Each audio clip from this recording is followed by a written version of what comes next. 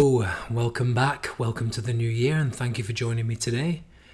And I wanted to kick off the new year by reading a poem by Charles Bukowski. And I'm going to read one from a collection that I think that if you're not someone who's been collecting Charles Bukowski for many years, and you're wondering where to begin, and you don't necessarily intend to buy the entire collection, you should start with Pleasures of the Damned, Poems 1951 to 1993. And what this essentially is a collection of the best poems from the other collections. And it really is a definitive collection, if you like. It has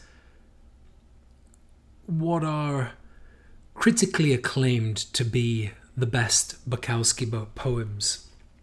And I want to read one to you today, which is my personal favourite of the Bukowski poems, because the poem itself is funny and entertaining, but also because it is so relevant to life, as all of Bukowski's poems. But this one really sheds light on something that I think a lot of us maybe are subconsciously aware of, but don't actually consciously put into thought, and that is that it's not the large events in life, it's not the real ordeals like a war that necessarily drive us insane.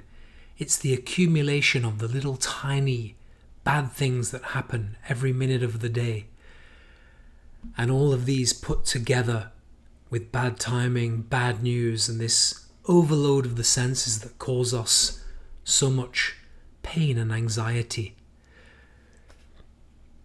And so with that, I would like to read to you The Shoelace by Charles Bukowski. A woman, a tire that's flat, a disease, a desire, fears in front of you, fears that hold you so still you can study them, like places on a chessboard. It's not the large things that send a man to the madhouse, death he's ready for, or murder, incest, robbery, fire, flood.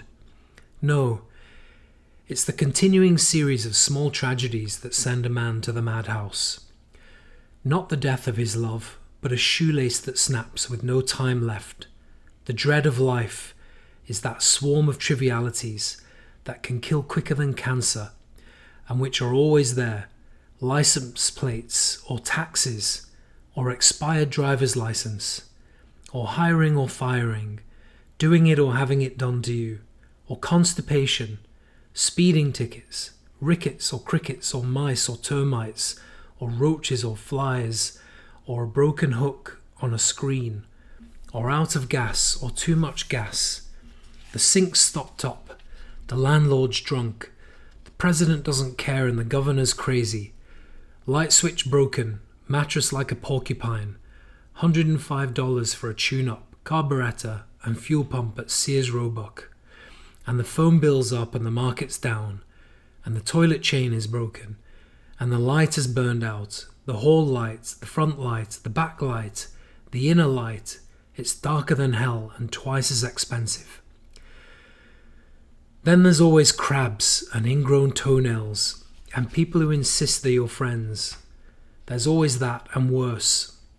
Leaky faucet, Christ and Christmas, blue salami, 9-day rains, 50-cent avocados, and purple liverwurst.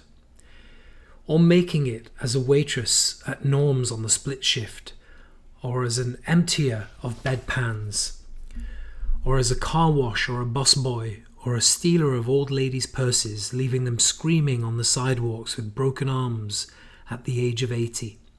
Suddenly 2 red lights in your rearview mirror, and blood in your underwear, toothache, $979 for a bridge and $300 for a gold tooth, and China and Russia and America, and long hair and short hair and no hair and beards and no faces, and plenty of zigzag but no pot, except maybe one to piss in, and the other one around your gut. With each broken shoelace, out of 100 broken shoelaces, one man, one woman, one thing enters a madhouse. So be careful when you bend over. And I hope that you enjoyed that magnificent poem from the legendary Charles Bukowski.